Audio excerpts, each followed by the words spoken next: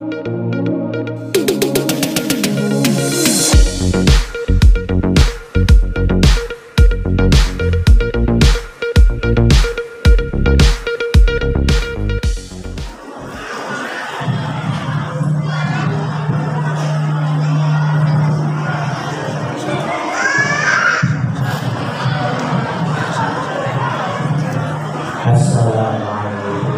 warahmatullahi wabarakatuh.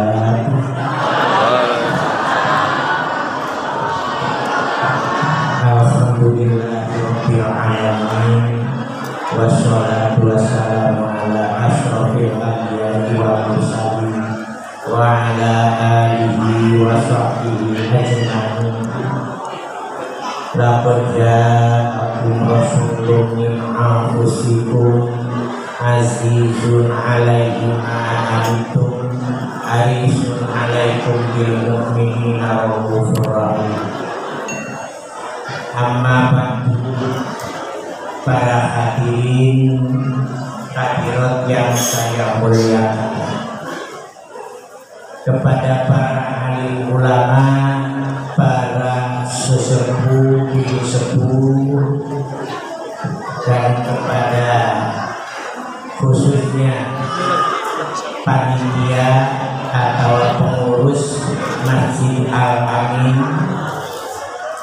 dan wabil khusus kepada Bapak Lurah dan seperangkatnya, dan semuanya para partisipasi di bidang apapun untuk kegiatan acara Maulid Nabi Muhammad Sallallahu Alaihi Wasallam.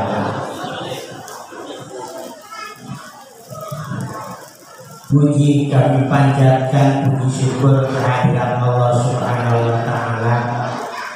Sholawat serta salam kami haturkan kepada junjungan Nabi kita Muhammad Sallallahu Alaihi Wasallam, kepada keluarganya dan para sahabatnya, juga kepada para pengikutnya. Kita semua mudah-mudahan mendapatkan berkah dan syafaat di dunia wal akhirat. Allahumma. Alhamdulillah saya bisa silaturahmi dengan jamaah yaitu Masjid Al-Amin dan juga yang pada berdomisili di Parmaca Ajamundi. Mudah-mudahan selalu diberkahi oleh Allah Subhanahu wa Ta'ala. Ini memperingati Maulid Nabi Muhammad Sallallahu Alaihi Wasallam. Nabi Muhammad itu junjungan Nabi kita yang diutus oleh Allah Subhanahu wa Ta'ala untuk menyampaikan risalahnya. Dan kemudian Nabi Muhammad itu dilahirkan di Mekah pada tahun gajah, yaitu hari Senin tanggal 12 Rabiul Awal. Setelah Rasulullah itu lahir, waktu lahirnya Rasulullah itu sampai alasur kekuasaan kursi Allah, kekuasaan Allah itu sampai bahtazal arsu toroba wasbishal. Jadi goyah tapi senang dengan lahirnya, yaitu utusan Allah yang terakhir Nabi Muhammad Sallallahu Alaihi Wasallam. Nah, tapi Rasulullah setelah dilahirkan, yaitu ditinggalkan oleh ayahandanya Sayyid Abdullah, kemudian beserta ibunya Siti Aminah. Nah, setelah itu Rasulullah pun ditinggal oleh bapak dan ibu, kemudian di rumah oleh pamannya yaitu Abdul Muthalib, pamannya Rasulullah. Nah, setelah Rasulullah itu di rumah oleh Sayyid Abdul Muthalib, nah lahir pada hari Senin itu Abdul Muttalib dan termasuk seseorang yang masih saudara oleh saudara Rasulullah SAW. Dengan lahirnya Rasulullah itu sampai Abu Lahab itu memerdekakan, saking senangnya memerdekakan seorang hamba cahaya perempuan pada hari Senin itu. Karena apa? Senangnya lahir yaitu dari sepupu saudara sepupunya yaitu Abu Lahab. Nah, setelah lahir itu memerdekakan hamba cahayanya, makanya Abu Lahab itu setiap hari Senin itu ada kemurahan, prioritas atau rukhsah dari Allah Subhanahu wa Ta'ala dalam siksanya itu, siksanya itu diringankan. Karena apa? Senang kelahiran Rasulullah sampai yaitu hamba cahayanya dimerdekakan. Nah, apa? Nah, karena saking agungnya Rasulullah Shallallahu Alaihi Wasallam, karena Abu Lahab itu senang dengan lahirnya selamat sampai memerdekakan, sampai yaitu apa dalam sisanya setiap hari Senin itu dikurangi atau dikasih rukhsah atau prioritas. Nah, kita lari ke masalah sholawat dan memperingati Maulid Nabi Muhammad Sallallahu Alaihi Wasallam. Nah, makanya kita itu diadakan Maulid Nabi itu dari sebagian ada yang mengatakan bid'ah dan sebagainya. Itu mungkin sudah jadi rahasia umum.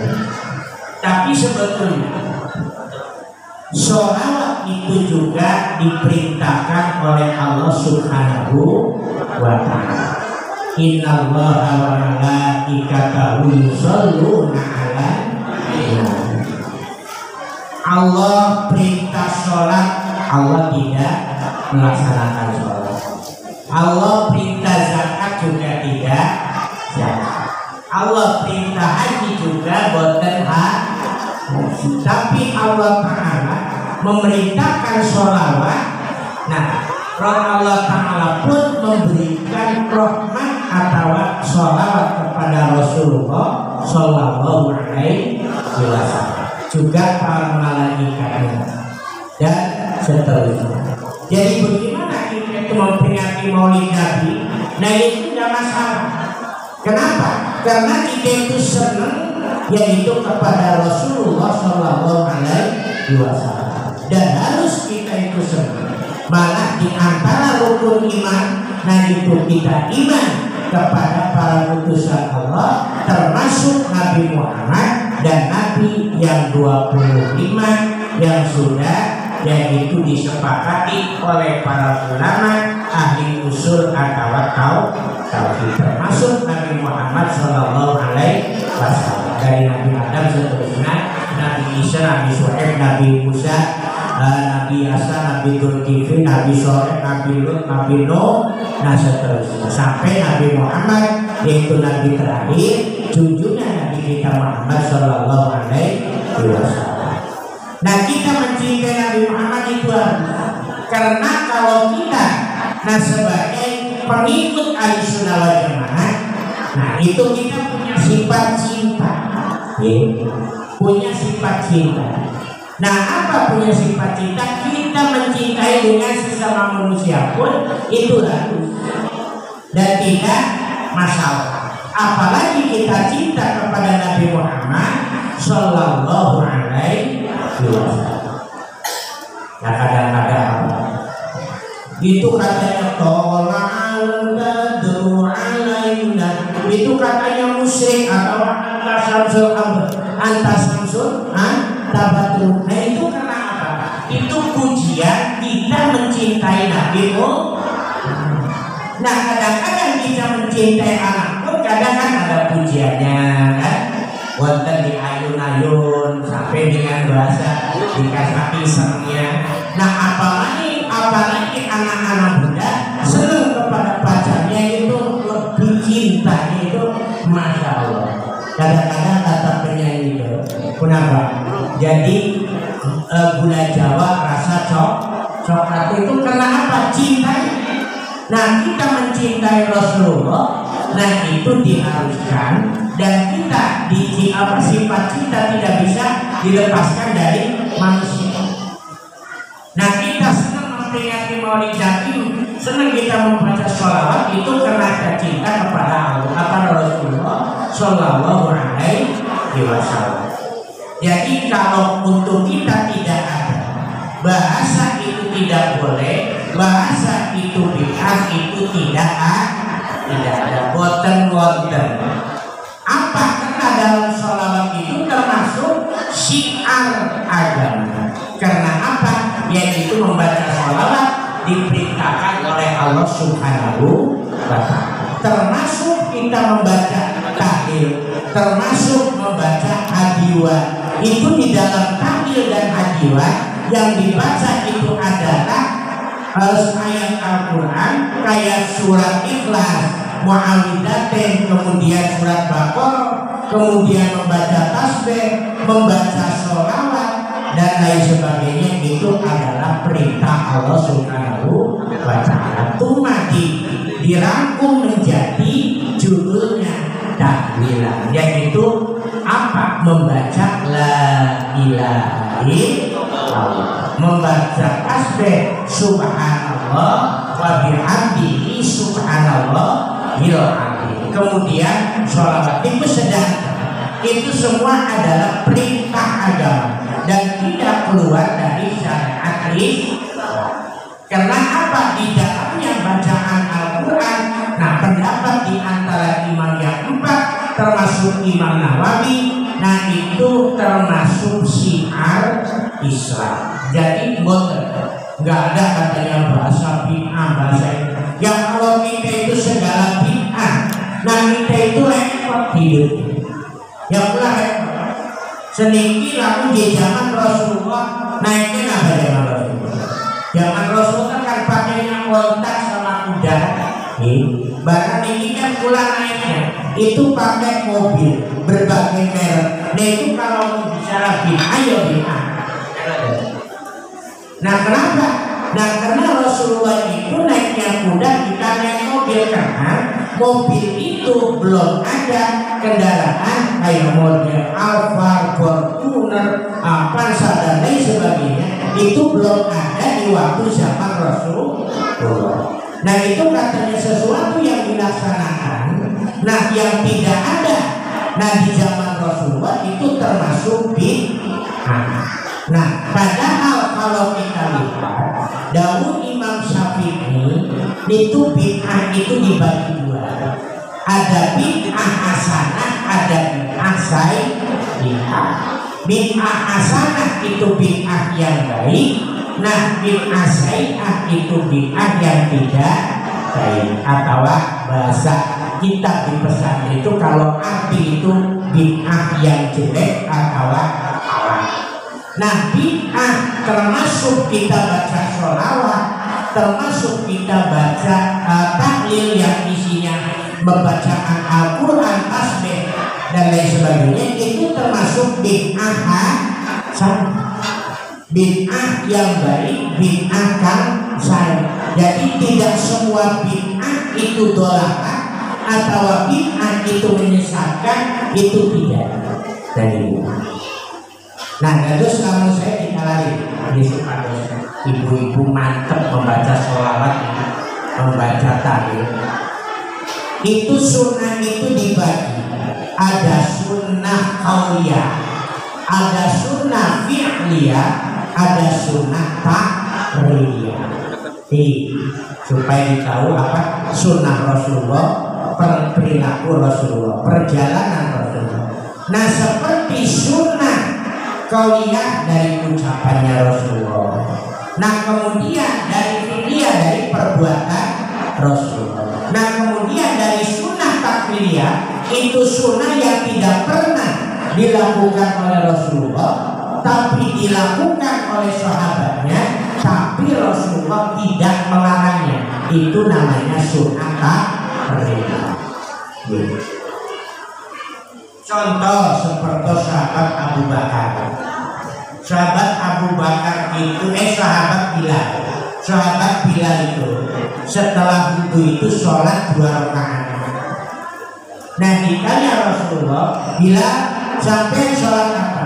Nah saya sholat 2 rakaat setelah wudu ya Rasulullah. Nah setelah itu Rasulullah tidak melarang, jangan Bilal itu bid'ah. Betul.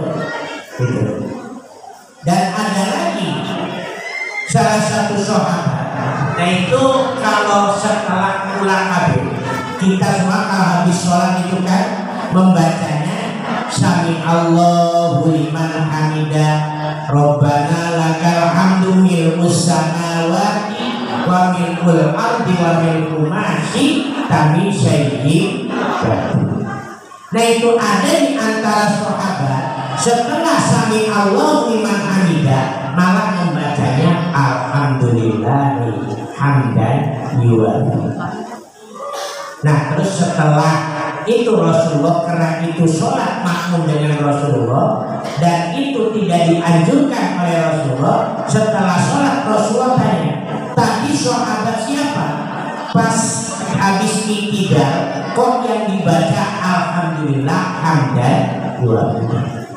Nah terus sahabat gak ada yang menjawab karena khawatir atau takut Rasulullah itu marah, karena itu tidak dilakukan oleh Rasulullah. Nah setelah itu siapa katanya di para sahabat yang membaca itu? Nah saya tidak akan marah, siapa yang baca? Aku. Sahabat salah satunya aku, saya Rasulullah.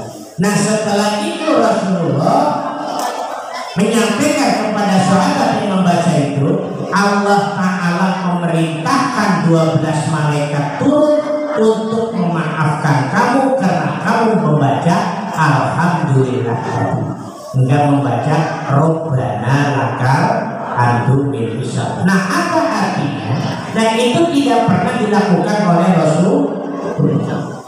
Nah tapi Rasulullah tidak melarangnya. Nah tapi kalau pula semua kita semua itu yang sudah disepakati ulama, nah tercantum dalam kitab-kitab metode sholat atau sholat, yaitu yang dibaca Rabbana lakal hamdu mil'us samawati, nah seterusnya. Nah itu namanya bukan bid'ah dolalah. Nah terus ada lagi sahabat itu kalau imami di Masjid Kuba itu yang dibaca setelah Fatihah itu kulhu terus. Jadi setelah waladhdallin terus baca suratnya qul huwallahu ahad Allahus samad lam yalid wa lam yulad wa lam yakul lahu kufuwan ahad. Nah itu. Nah terus ada salah satu sahabat melaporkan kepada Rasulullah, ya Rasulullah, sahabat itu kalau ngimami di Masjid Kuba setelah Fatihah itu yang dibaca surat Ikhlas terus atau surat Qul. Nah terus sahabat itu dipanggil oleh Rasulullah, kamu benar kalau ngimami membaca suratnya selalu Qul terus? Ya Rasulullah. Nah setelah itu kenapa? Nah karena saya cinta, yaitu sifat satunya atau tauhidnya Allah Subhanahu wa ta'ala. Nah terus malaikat turun kepada Rasulullah, Allah memaafkan dari puluhan malaikat untuk memaafkan orang tersebut yang setiap sholat membaca qul huwallahu. Nah apa? Nah itu pada kalau Rasulullah setiap sholat kadang-kadang itu ganti-ganti suratnya. Kadang kalau Rasulullah ada ketentuan malam ini yang dibaca surat ini, malam ini. Kalau itu selalu qul. Nah itu berarti kalau kita lari kepada bid'ah itu sudah termasuk bid'ah. Tapi apa bid'ahnya? Itu bid'ah hasanah. Rasulullah pun tidak melarang dan Rasulullah itu tidak memarahi orang tersebut. Jadi makanya kalau sampai sekarang orang NU kalau baca selalu surat Qul gini apa badan. Kami jika murni tadi imami kalau dibaca surat Al-Baqarah, wah kayak ibu-ibu zaman kembali siji-siji. Iya kan? Nah kenapa ya, kenapa jadi? Nah tapi sholat rukun niku sampun diarani cilik atau pendek gitu ya. Karena Rasulullah itu pernah memerintahkan kepada salah satu sahabat suruh setiap mau tidur itu untuk membaca Al-Quran satu khatam. Nah terus kata orang yang diperintahkan Rasulullah, ya Rasulullah masa katanya saya mau tidur suruh membaca Quran dulu, ya mungkin semalam nggak tidur kan betul. Nah kata Rasulullah, nah bacalah kulhu 3 kali, itu pahalanya sama dengan membaca Al-Quran 1 khatam. Itu tadi ulama menganukan ke bid'ah. Jadi bid'ah itu tidak semuanya mudarat, tapi bid'ah itu ada sayyi'ah, ada hasanah, baik dengan jelek. Malah ada lagi yang disebut bid'ah makruhah, bid'ah qabihah, bid'ah wajibah. Apa? Kayak wajibah kita mempelajari ilmu nahwu atau ilmu pengetahuan umum, IPA, IPS, biologi dan lain sebagainya. Apa? Nah itu kalau bahasa bid'ah itu bid'ah karena zaman Rasul dulu tidak diajarkan oleh Rasulullah. Tapi itu tidak bisa dikatakan disebut bid'ah syai'ah, tapi itu adalah bid'ah apa? Hasanah atau bid'ah wajibah. Bid'ah yang diwajibkan untuk mempelajari ilmu nahwu, bahasa atau sastra. Karena kalau kita mau memahami Al-Quran dan hadis itu harus tahu yaitu sastranya dan gramatika bahasa Arabnya. Itu termasuk bid'ah wajibah, bid'ah yang wajib dipelajari. Nah nanti ada bid'ah makruhah. Apa contohnya?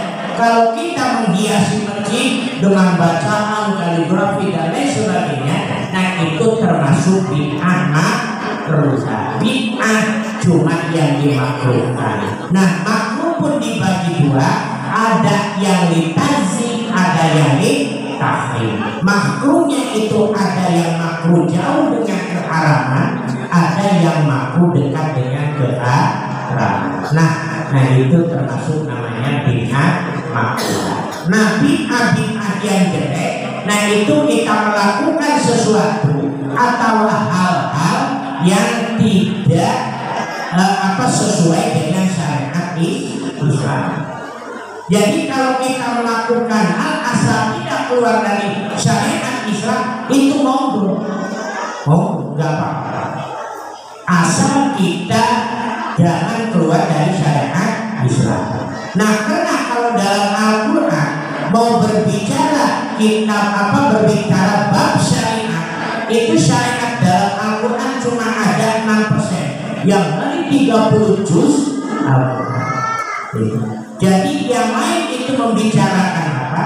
Kisah para nabi, kemudian yaitu menyampaikan Allah Ta'ala apa kisah para nabi, kemudian bab ada atau etika atau bahasa Jawa tata krama.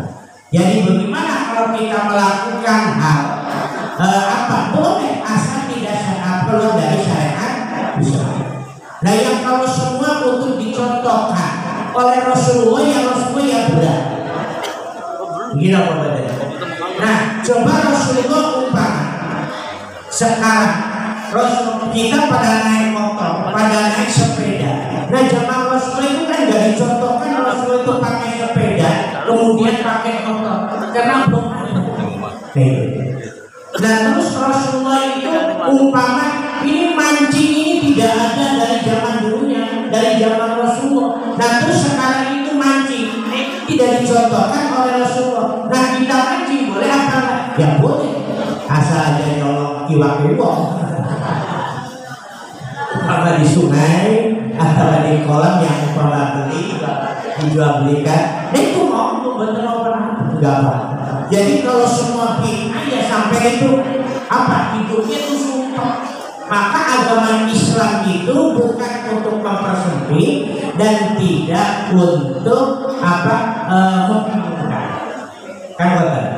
Nah tapi Islam itu jangan dimudah-mudahkan, nah aja digampang-gampangkan. Nah secara Jawa, nah biarpun agama Islam itu adalah agama yang untuk kita melakukan hal sesuatu asal tidak keluar dari syariat Islam, monggo kita amalkan. Nah contoh kalau ini katanya selalu diakhir Rasulullah umpama dahar, makan Rasulullah itu dengan jari tiga, itu memang sunnah Rasul dengan jari tangan jari tiga. Nah yang Rasulullah yang dimakan itu korma, nah sama apa? Sama roti. Nah terus kalau Rasulullah umpama makannya bubur kacang atau mie ayam, nah itu gimana?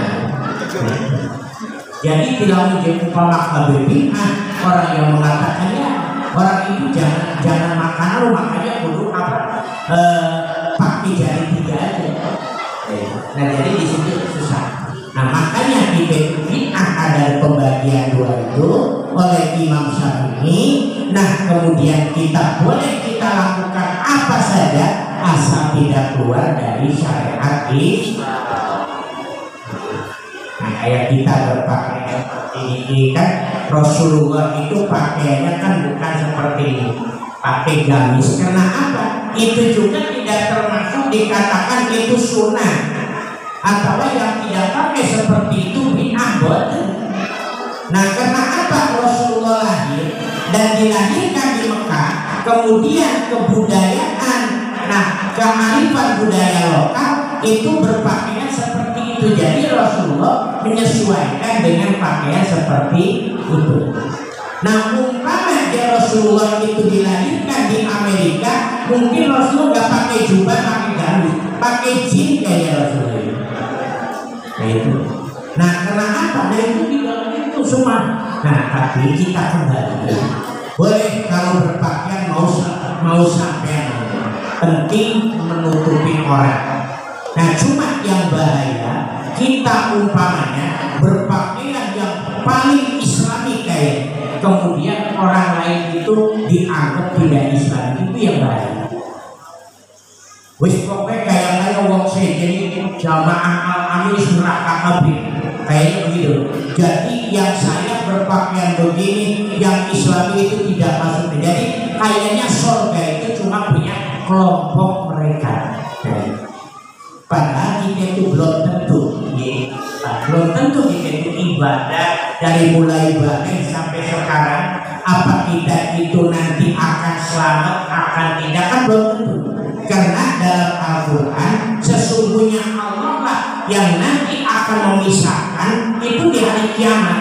Si A yang bagus mungkin dikasih rahmat Allah dan ini masuk surga, keselamatan. Yang lain, nah itu karena tidak anut kepada perintah Allah, mungkin itu akan masuk. Nah itu nanti Allah. Jadi kita itu jangan dengan berpakaian yang rasa Islami, kemudian kepada orang yang lain itu bid'ah, terus dianggapnya mereka kelompok mereka atau mereka yang masuk surga sendirian. Los baik surga mereka rasa enak, gimana? Di surga itu serba ada, segalanya serba ada, tapi mereka ecan apa beda yang enak lah. Yang Nabi Adam mau begitu dilahirkan, diciptakan oleh Allah, kemudian Nabi Adam itu sendirian di surga, celingak-celinguk gitu dan plonga mereka dari itu. Nah kepokokan Allah Ta'ala menciptakan diri awal lewat tulang rusuk Nabi Adam. Nah ini itu, nah disitulah Nabi Adam ada teman. Nah setelah Nabi Adam ada, setelah Siti Hawa ada, dia akan mau kanan karena manusia itu punya syahwat, punya nafsu. Kalau Nabi Adam misalnya menemuk, nanti dulu kata Allah Ta'ala, kamu harus dinikahkan dulu, harus pakai mas kawin dulu. Apa mas kawinnya Nabi Adam terhadap Siti Hawa? Itu pakai sholawat Nabi Muhammad Sallallahu Alaihi Wasallam. Jadi Nabi Muhammad belum dilahirkan, itu cahaya yaitu sudah ada di atas.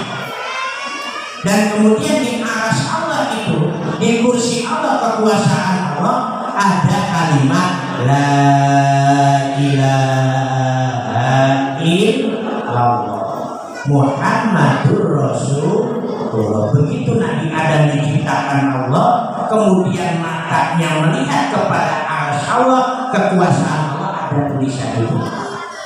Maka Nabi Adam begitu diturunkan, nah itu dari surga, Nabi Adam bisa dengan Siti Hawa beberapa ratus tahun.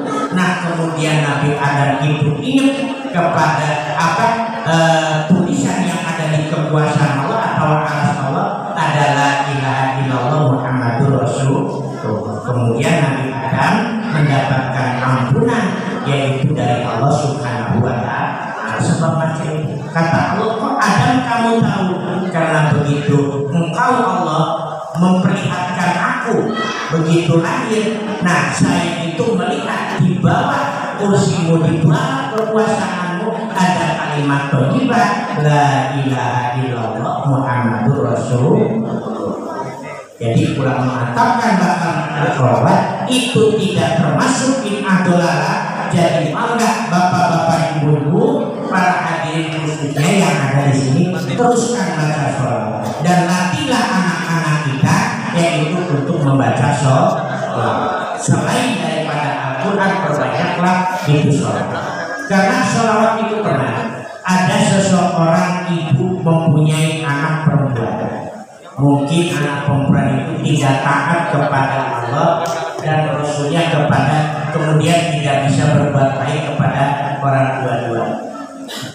Itu salah satu malam itu ibunya itu dikasih mimpi, diimpeni kalau kata Jawa. Nah anak tersebut, anak perempuan itu begitu dikatakan ibunya mimpi itu dalam kayak itu mati karena sudah mati anak putrinya, perempuannya. Nah itu setelah mati itu gak enak, di dalam kubur itu ada siksaan dan sebagainya. Nah kemudian setelah itu seorang ibu itu ingat, anak saya kok begitu, apa salahnya dan ini, jadi mikir. Nah ibunya datang ke seorang kiai, jadi minta petunjuk bagaimana ini anak saya kok setelah meninggal kok di dalam kubur begitu begini. Nah terus ibunya begitu soal kepada seorang kiai. Nah terus sama kiai tersebut anaknya ini dikirim Fatihah, kemudian dikirim sholawat Nabi Muhammad Sallallahu Alaihi Wasallam. Nah setelah kiai itu dan ibunya membaca Fatihah kemudian sholawat, nah itu mimpi lagi ibunya. Nah anak tersebut diringankan dari siksanya, diringankan saking siksa.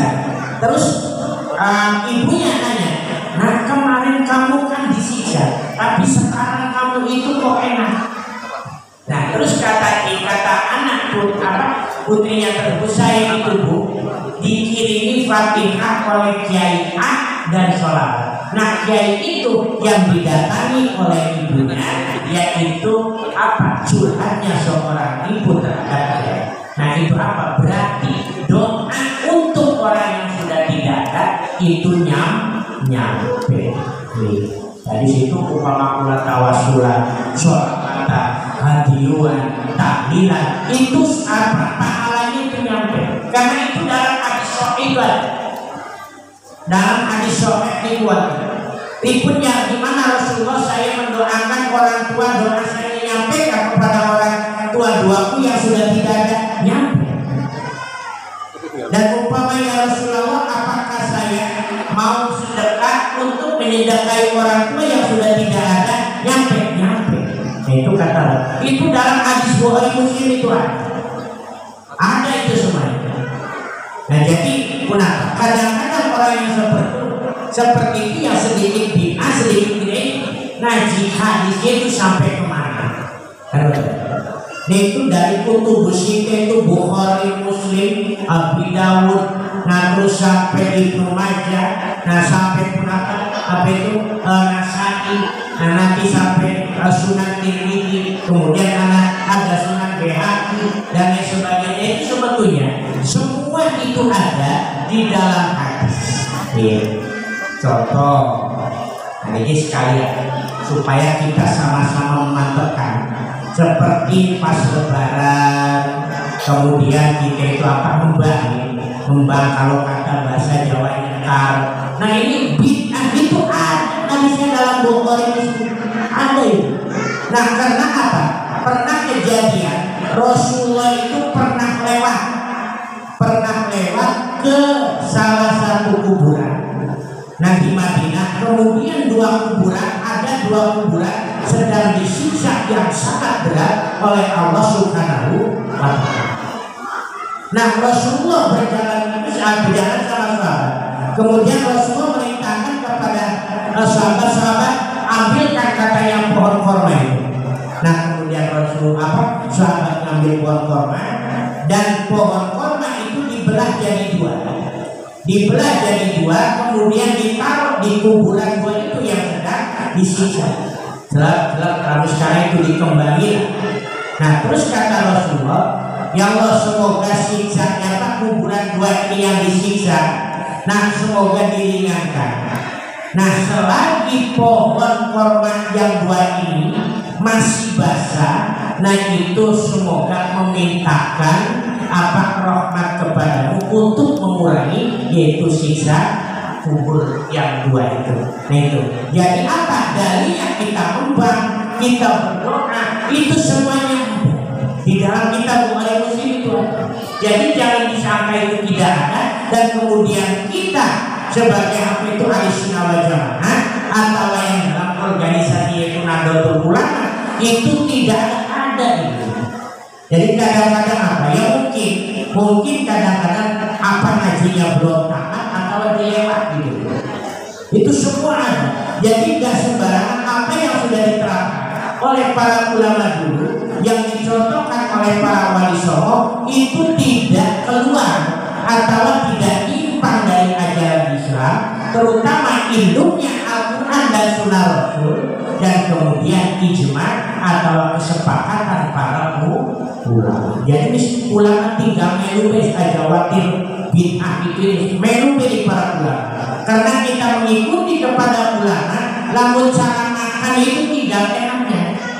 Lamun sayur asam itu sudah bumbunya enak, asam, manis, apa itu sudah kerasa semua kita tinggal makan. Nah itu kalau kita membaca kitab para ulama. Daripada kita pengracik sendiri, belum tentu masakan itu enak. Kayak gitu. Zaman sekarang kan kadang-kadang pada sok-sokan itu ngerasa paling islami, ngerasa paling benar, nanti kayak orang yang tidak mengikuti mereka itu tidak benar, padahal itu tidak boleh seperti mereka. Karena Rasulullah pun yang dinukil dalam bulan kemudian saya ingat hadis yang dinukil oleh Mbah Soleh Semarang Darat itu ada dalam kitab Jawa Milu Tauhid. Nah gitu, jangan sekali-kali kamu meremehkan terutama orang Islam dan juga non Muslim. Kenapa? Karena kamu itu belum tentu. Umpama saya itu sholat dari balik sampai mati, nah sholat. Nah terus apa? Kita itu belum tentu apakah mendapatkan ridho Allah, rahmat Allah, atau ampunan dari Allah. Gak boleh begitu. Nah apa? Kamu gak boleh katanya kepada orang non muslim kamu itu mencaci itu sama. Apalagi kita menghina kepada manusia. Kalau untuk akidahnya boleh lain, tapi itu pun belum tentu. Nah umpama non muslim mau meninggal dunia umpamanya, terus Allah memberikan hidayah, kemudian membaca syahadat, membaca la ilaha illallah, Allah memberikan maaf, kemudian memberikan kasih sayangnya atau rahmatnya, terus orang tersebut yang tadinya enggak muslim atau muslim itu masuk surga. Itu karena apa? Kalau orang tadinya kafir, enggak muslim, nah kemudian membaca la ilaha illallah, nah sudah usia 80 tahun pun meninggal. Nah itu yang tadi dosa yang 80 tahun dikembalikan seperti anak kecil. Padahal Nah, maka umpama saya setiap habis sholat baca dzikir, ziarah kubur baca dzikir, kok dikatakan bid'ah atau dikatakan sesat? Nah itu pada di kalimat thayyibah itu yang membaca itu bukan orang Islam. Begitu mendapatkan hidayah dari Allah, kemudian masuk Islam, membaca kalimat thayyibah dan syahadat, usia 80 tahun. Nah itu yang 80 tahun itu dibersihkan oleh Allah. Nah dari dosa-dosanya kemudian mendapatkan keselamatan, yaitu masuk surga pula dari tentu. Nah itu kan. Nah maka itu hadis yang dinukil oleh Mbah Soleh Endara dalam kitabnya. Nah maka kita itu nggak boleh sedikit-sedikit bid'ah, sedikit-sedikit kafir, itu jangan. Karena saya pun belum tentu, kan belum tentu sih apakah mau selamat apa tidak. Nah cuma kita ibadah kepada Allah, baik pun itu ibadah kepada Allah dan berbuat baik kepada sesama manusia, kita apa? Cuma minta ridho Allah Subhanahu wa ta'ala. Jadi jangan mengandalkan kita sholat, kita sedekah banyak, itu nggak boleh diandalkan. Cuma kita mengandalkan minta ridho Allah Subhanahu wa ta'ala. Nah itu kayak sudah cerita biar untuk saling-saling memantapkan kita ya. Yang namanya Siti Robi'atul Adawiyah itu sifat cinta tingginya kepada Allah Subhanahu wa ta'ala. Sampai beliau menyampaikan, ya Allah, saya ibadah saya itu bukan mengharapkan surga atau takut neraka. Gimana? Jadi kata Siti Robi'atul Adawiyah, kalau ya Allah engkau memberikan nikmat di dunia, maka berikanlah nikmat itu kepada musuh-musuhku. Nah, kalau umpama Allah itu memberikan membuka kita itu ibadah bukan ingin surga. Kalau umpama ya Allah kita ibadah ingin surga, tutup surga itulah yang ada. Dan kalau saya ibadah takut neraka, bukan neraka, bakalan aku di sana. Nah tapi aku kena cinta kepadamu ya Allah, engkau jangan berpaling dari cintaku kepadamu. Nah inilah umat Nabi Muhammad. Kita dalam acara Maulid Nabi, memperingati Maulid Nabi, kemudian membaca sholawat, itu kita kena cinta kepada Nabi Muhammad Sallallahu Alaihi Wasallam. Jadi kalau kita itu normal, jadi punya cinta. Kalau orang yang katanya sholawatan bid'ah, itu bid'ah, itu namanya orang tidak punya cinta. Jangan lagi kepada Rasulullah, suami istri pun itu saling mencintai, saling menyayangi.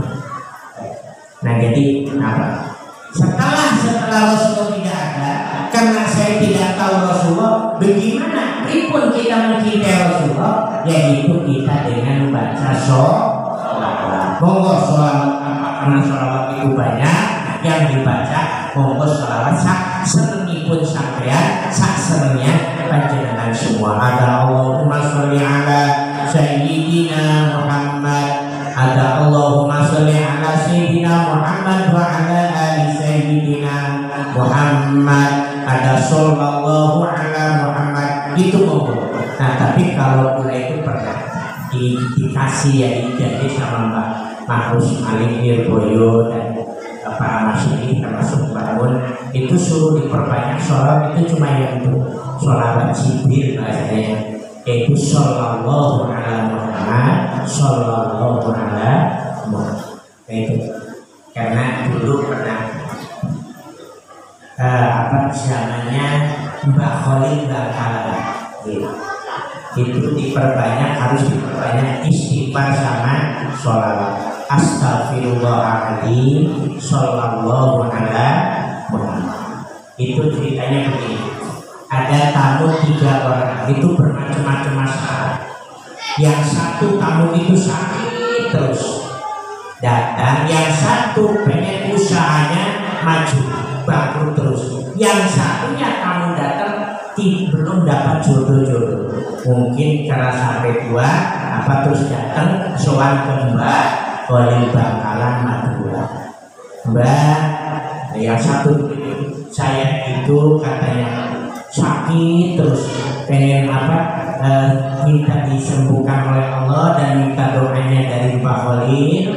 Nah setelah itu Mbak Khalil memberikan perbanyaklah baca astagfirullahaladzim dengan sholawatnya shollallahu ala Muhammad. Nah orang itu terus baca istighfar sholawat. Nah kemudian alhamdulillah dengan izin Allah, ridho Allah, berkah karunia Mbak Khalil sembuh. Nah setelah sembuh soal lagi ke Mbak Khalil, alhamdulillah Mbak saya itu sudah sembuh berkatnya baca sholawat dan istighfar. Nah terus ada lagi tamu datang, Mbak saya itu pengen punya jodoh, cepet dapat jodoh. Nah, gitu. Nah terus sama Mbak Khalil dikasihnya sholawat sama istighfar itu. Nah kemudian, beberapa hari datang lagi mendapatkan jodoh. Nah itu. Nah kemudian ada lagi yang datang, itu pedagang. Nah pedagang itu apa? Ya mungkin kebangkrutan atau gimana. Nah datang ke Mbak Khalil. Nah terus apa? Dikasihnya sholawat sama istighfar. Nah beberapa hari kemudian mendapatkan izin dari doa Allah Subhanahu Wa Taala, dagangnya itu maju. Maka kalau kata guru saya itu Mbah Arwani almarhum almarhumah Kudus itu, selain Al-Quran kalau Bismillah, kalau selain baca Al-Quran coba diperbanyak istighfar sama sholawat. Insya Allah, karena apa? Sabda Rasulullah, barang siapa membaca sholawat 1 kali pahalanya dilipat gandakan 10, membaca 10 kali dilipat gandakan 100 kali dilipat gandakan alfu, berarti 1000, 1 juta. Kalau membaca sholawat sampai 1000, 1 juta akan dimaafkan dosanya oleh Allah, biarpun dosa manusia tersebut seperti busa yang ada di lautan. Karena apa? Sahabat berkah sholawat. Karena Rasulullah itu paling sayang Rasul kepada umatnya dibanding kepada putra putrinya. Rasulullah itu paling sayang kepada umatnya. Maka umat Rasulullah yang paling pelit itu yang tidak mau ulama menyampaikan seperti itu. Dan barang siapa yang menghormati maulid Nabi Sallallahu Alaihi Wasallam, nah kata Rasulullah, nah kemudian sodako 1 dirham sama orang itu sodako 1 gunung emas seperti gunung Uhud untuk memperjuangkan agama Allah Subhanahu wa Ta'ala. Jadi sangat besar. Nah kata sahabat Abu Bakar, man akrama maulidin Nabi Sallallahu Alaihi Wasallam. Nah kata sahabat barang siapa yang menghormati maulid Nabi, nah nanti akan bersamaku Rafiqi Fijal, bersamaku nanti di surga. Kalau sahabat Abu Bakar, sahabat Umar, Utsman, Ali itu sudah punya jatah di surga. Karena itu termasuk orang al-mubasharatul asyara fil jannah. Orang yang mau diberi kesenangan 10 orang nanti di surga yang tanpa dihisab, di antaranya sahabat Abu Bakar, Umar, Utsman, Ali. Nah itu surga Zubair, nah itu di antaranya. Nah kata sahabat Ali, nah itu seperti itu. Nah kata Imam Abu Hasan nah itu sama seperti itu. Kata ulama yang menyampaikan seperti itu. Jadi jangan itu terpengaruh. Kita memperingati maulid Nabi, kita membaca sholawat, itu bid'ah, itu bohong, tidak usah kita dengarkan. Karena itu dalam hati sampun watan sudah ada semua. Tinggal kita mau amalkan semua. Mudah-mudahan kita mendapatkan syafaat Rasulullah di dunia wal akhirah. Nah ini ajar memakan. Karena sekarang itu lewat medsos dan lain sebagainya, jangan didengarkan, itu bahaya. Sengaja mereka itu mau menjauhkan kita dengan nabinya, mau menjauhkan kita dengan ulama-ulama sebagai penerus adalah warasatul anbiya. Dan pokoknya kita terus monggo setiap Jumat kita sholawatan di masjid, ada acara yasinan, acara hadiwan, acara istighosah, monggo teruskan. Mudah-mudahan kita semua mengharapkan rahmat Allah dan mendapatkan izin dan ridho Allah Subhanahu. Di Indonesia itu pun udah enak, sampai keluar negeri itu tidak ada kayak gitu. Boten di luar negeri, biarpun di tanah Arabnya jadi orang Arab, Indonesia itu segala bebas sholawatan enak. Tinggal kita monggo bareng-bareng pula menjaga negara kesatuan Republik Indonesia. Nah itu. Nah apa?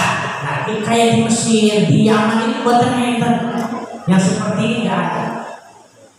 Karena apa? Ya karena mungkin dari aturan yang ada di sana itu nggak sama dengan apa? Dengan ideologi negara di Indonesia. Indonesia itu paling enak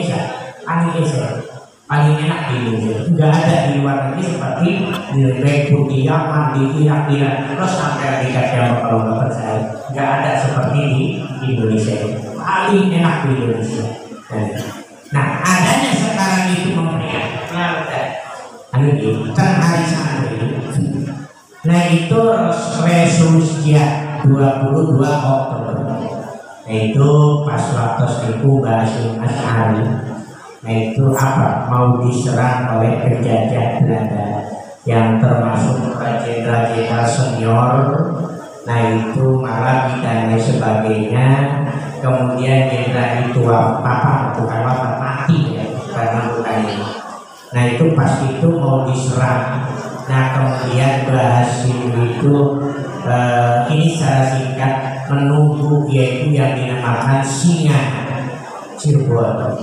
Nah pas di 22 Oktober itu, nah pas pertempuran terjadi di Surabaya, kemudian Basim dari kiai-kiai itu sudah mendesak harus melawan kepada penjajah tersebut, tapi pas di 22 Oktober tersebut Basim itu tidak langsung bergerak. Basim menyampaikan nanti tunggu, yaitu maca dari Cirebon. Siapa yang datang itu adalah Kiai Abbas bin David Abdul Jamil. Nah setelah itu langsung kejadian ini. Nah sampai yaitu mendapatkan pertolongan dari Allah, menanglah Indonesia. Jadi abri tentara itu belum ada zaman dulu. Jadi yang memerdekakan Indonesia itu adalah ulama dengan santri-santri. Belum ada tentara itu, belum ada. Nah itu yang jadi kita alhamdulillah berterima kasih juga kepada, terutama kepada kita itu bersyukur kepada Allah dengan syafaatnya Rasulullah, dengan barokah karomahnya para ulama Allah dan juga para wali Allah Subhanahu wa ta'ala.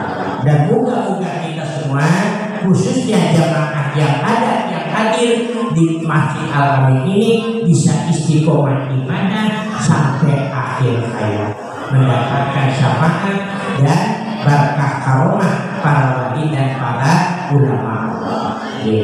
Mungkin boleh besok itu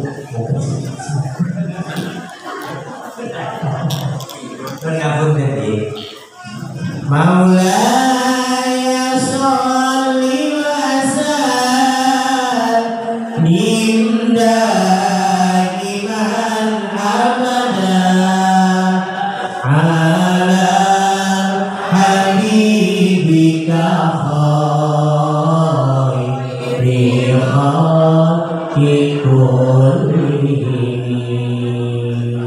Maulaya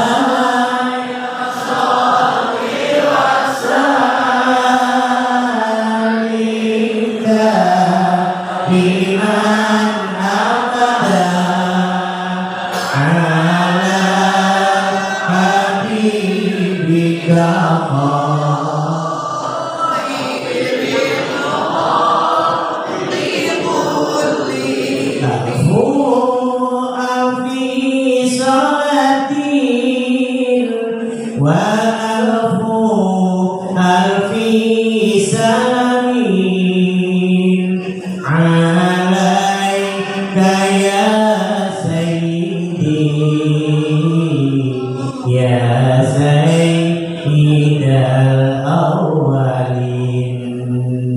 Maulana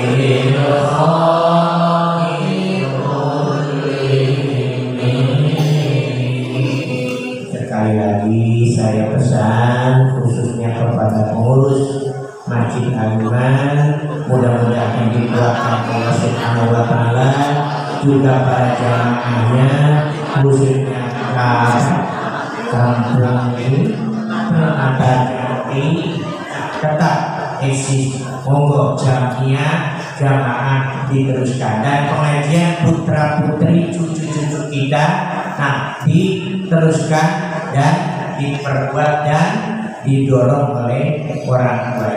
Mudah-mudahan anak kita semua, cucu kita semua, keturunan kita semua menjadi anak yang taat kepada Allah dan Rasulnya dan berbuat baik kepada dua orang tua. Karena itulah orang tua paling banyak dan anak soleh, dan anak soleh adalah anak yang paling, yaitu bahagia di dunia wal akhirah.